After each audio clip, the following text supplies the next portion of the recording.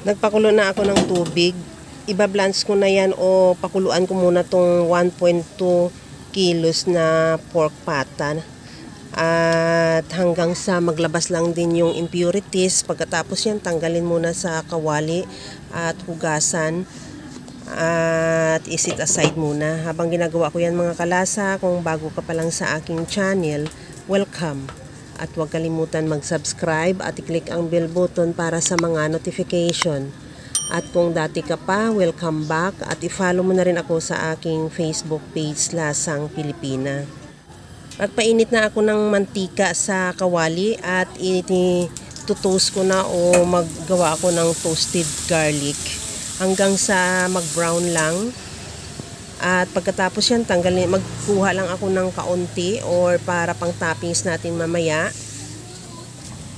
Gamitan ko lang ng strainer para makatulo yung excess na mantika at ilagay ko muna yan sa bowl at isit aside.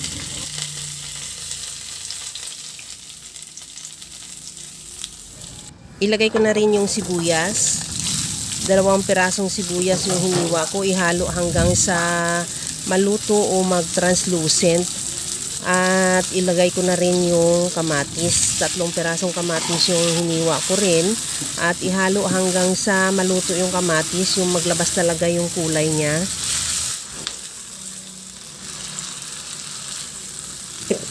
Okay na tong ating kamatis. Timplahan ko na ng asin at paminta.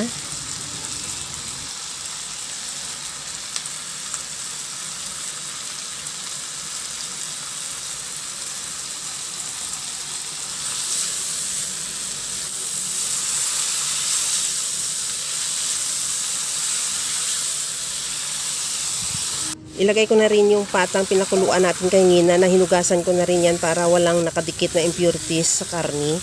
At ihalo lang at igisa ng mabuti.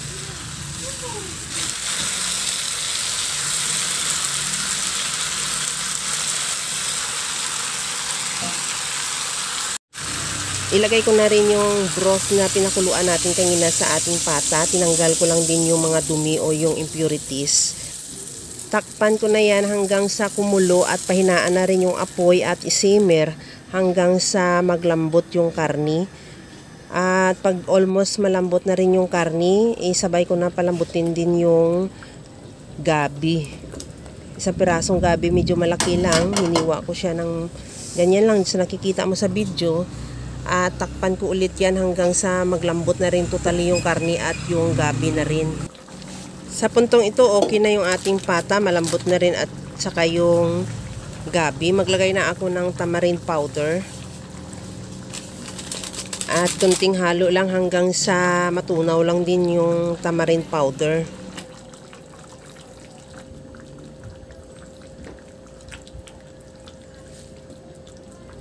At maglagay na rin ako ng siling green. At ilagay ko na rin yung spring onion. Pakuluan lang ng bahagya para maluto lang din yung spring onion at yung siling green. At maglagay na rin ako ng toasted garlic, yung ginawa natin kanina. At ready to serve na yan, yung ating napakasarap na sinabawang pata o pork pata. Kaya mga kalasa, kung nagustuhan mo yung ating video, please like na lang at pakishare na rin sa inyong mga friends. At kung bago ka pa lang sa aking channel, subscribe na at i-click mo na rin ang bell button para sa mga notification. Okay na tong ating napakasarap na sinabawang pork pata, ready to serve na. Kaya mga kalasa, gawa ka na rin dahil alam ko kayang-kaya mo tong gawin. Dahil sa sobrang simple at napakadali niya lang lutuin. Kagaya lang lagi sa sinasabi ko na wala namang hindi marunong magluto basta sa simpleng paraan lang. Hanggang sa muli mga kalasa. Thank you for watching. Bye-bye!